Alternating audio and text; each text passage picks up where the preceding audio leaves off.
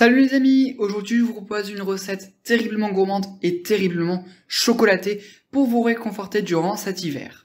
Aujourd'hui je vous propose donc de réaliser de délicieux éclairs au chocolat.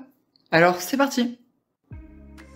Pour la pâte à choux, on vient dans une casserole mettre le lait avec le beurre et le sucre et on porte le tout à ébullition. Une fois l'ébullition atteinte, on laisse bouillir durant 3 secondes avant de sortir la casserole du feu et de rajouter la farine. On vient alors l'incorporer à l'aide d'une cuillère ou d'une spatule jusqu'à avoir une préparation bien homogène. Regardez, ça va former une belle boule, comme ici. Vous allez pouvoir la remettre à cuire et on vient ici la faire dessécher, donc on vient enlever l'excédent d'humidité. Pour cela, on vient la mettre à feu moyen, fort, en mélangeant continuellement durant 1 minute jusqu'à ce qu'elle se décolle entièrement des parois et de la cuillère. On la laisse alors refroidir avant d'incorporer les œufs un à un.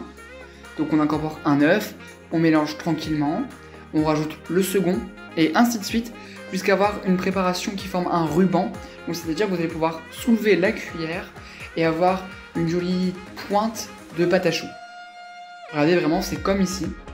Regardez bien la texture. Voilà, c'est celle qu'il faudra avoir. Vous mettez cette pâte dans une poche à douille munie d'une douille lisse de 20 mm de diamètre et vous pochez un gros boudin bien uniforme de 14 cm de long.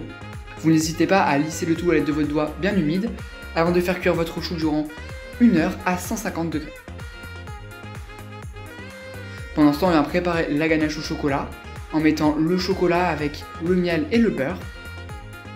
On rajoute la moitié de la crème bien chaude et on vient mélanger en faisant des petits cercles au milieu du cul de poule.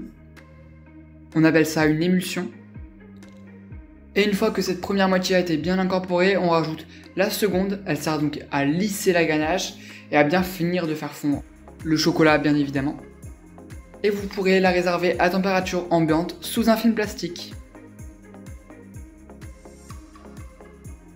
Pour la crème pâtissière, on vient mettre le lait et on le porte à ébullition dans une casserole. Une fois l'ébullition atteinte, on la sort de la casserole et pendant ce temps, on vient mettre nos jaunes d'œufs avec le sucre et la farine et la maïzena dans un bol et à l'aide d'un fouet, on vient blanchir la préparation. Comme ici. On verse alors le lait bien fumant. On mélange de nouveau l'aide du fouet pour homogénéiser la préparation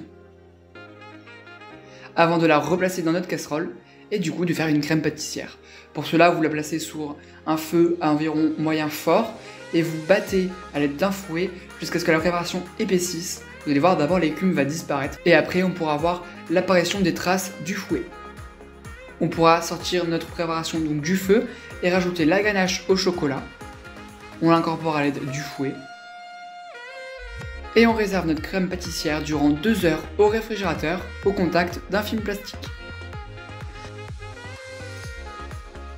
À la suite de ces 2 heures, on vient garnir nos choux. Pour cela, vous faites 3 trous, un à chaque extrémité du chou et un au centre. Et vous garnissez de votre crème pâtissière au chocolat bien généreusement.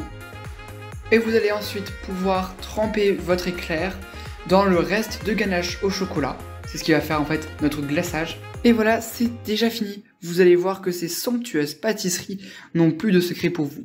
Il est grand temps d'apprécier le chocolat sous toutes ses formes. En effet, ces éclairs super simples à réaliser sauront vous régaler à n'importe quel moment de la journée. J'espère vraiment que cette recette t'aura plu et que tu n'hésiteras pas à la refaire. Tu vas voir vraiment cette sensation de chocolat, vraiment 100%, cet éclair vraiment 100% chocolat saura te régaler. Alors, n'hésite surtout pas à t'abonner à mon compte Instagram, liker la vidéo et à t'abonner à ma chaîne YouTube en activant la petite cloche pour ne rien rater des prochaines vidéos. Et tu peux me dire en commentaire quelle prochaine recette de pâtisserie voudrais-tu que je réalise. Et moi je te dis à très bientôt.